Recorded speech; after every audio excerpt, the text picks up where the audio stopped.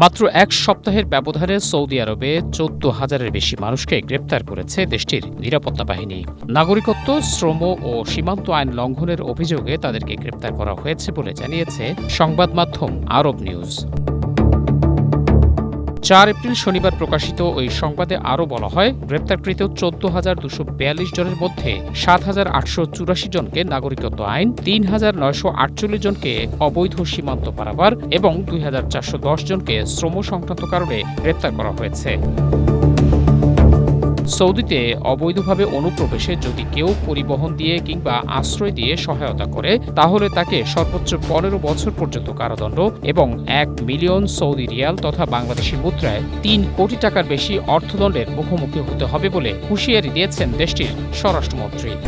Strawberry super dotted ও classic variant sensation, জাগুক শিহরণ। একই সাথে গাড়ি এবং সম্পদও বাজেয়াপ্ত করা হতে পারে বলে জানান তিনি। মহসিন কবির, এশিয়া পোস্ট।